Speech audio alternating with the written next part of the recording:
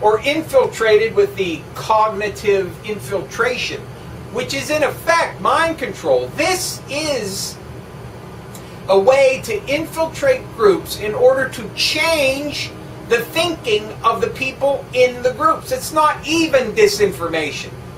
Sure, it's a violation of your freedom of speech to try and deny you those beliefs and to speak about them, but it's a rape of your mind to have people come in and to try and retool your thinking processes.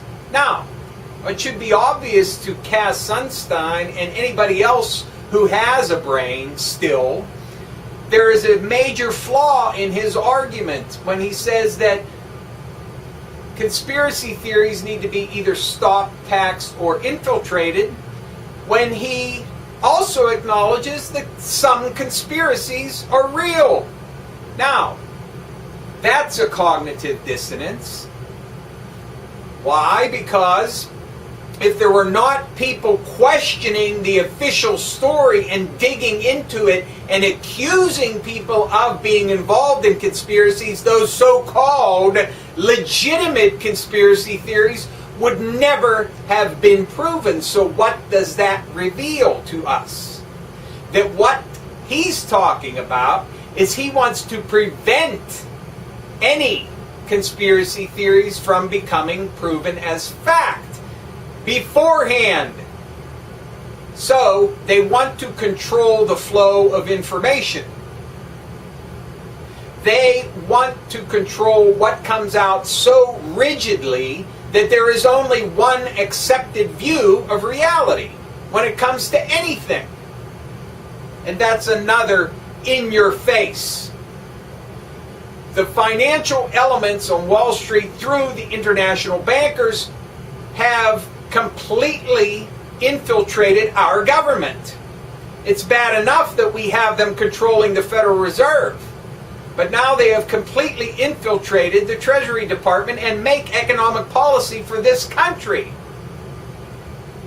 And you have all of the scientific dictatorship now being set up, being systematically put in place by the Obama administration in order to usher in this idea that experts are going to decide everything, and whatever they say goes.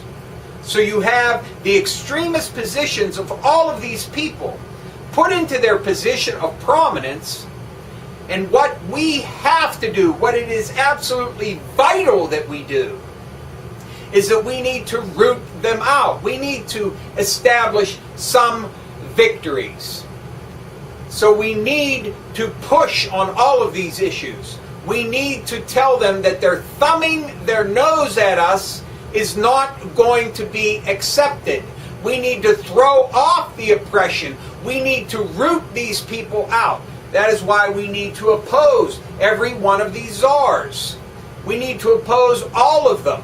Holdren, Sunstein, all of these people who hold such drastic views that they have no place in public policy. It's vital for us to do this. And we have to concentrate on our efforts to do it, to make sure that our collective voice is heard and something is done and something is changed. It's simple as that. And when it comes to the Treasury Department, we have to absolutely not capitulate on this issue. We have to say enough is enough. The greed, the corruption, the graft, and the fact that in effect our Treasury Department is run by international banks through the proxy of Wall Street and the front man of Goldman Sachs, but let's not forget all of the other firms as well, like J.P. Morgan Chase and Bank of America, etc., that our Treasury Department is in effect being run by international bankers that we have absolutely no control over. And that has to stop. That is what we have to do. We have to root all of these people out and we have to make it right. And we have to force them to listen to us by staying focused and by continuing to agitate. And the next step, of course, divest. Of course, that's a good idea on a personal level. But more importantly, you have to hit them as well. That is boycotting, that is protesting at your local branch office of that particular firm, of any firm. It doesn't even matter who it is. They're all being controlled by the same group of people. Protest. Hand out flyers, hand out leaflets, make people aware of what is going on. But most importantly, pound incessantly your elected representatives and senators about the people who occupy these positions of power and have absolutely no place making public policy.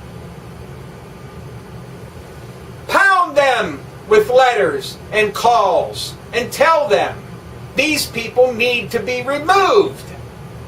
Geithner needs to be removed. All of these czars need to be removed because we are not going to accept the systematic establishment of this system right in front of our face, and they're putting it right in front of our face, daring us to do something about it. That's why we have to act. We have to act. So continue to act if you are doing so now, and if you're not, start and don't stop. Do not accept the ushering in of the police state. Demand accountability. Hold people accountable and demand that they pay a price for their actions. And keep doing it. We are living in this time right now where this alchemical process is coming to fruition. We absolutely cannot sit idly by because, as it said, silence is equal to consent.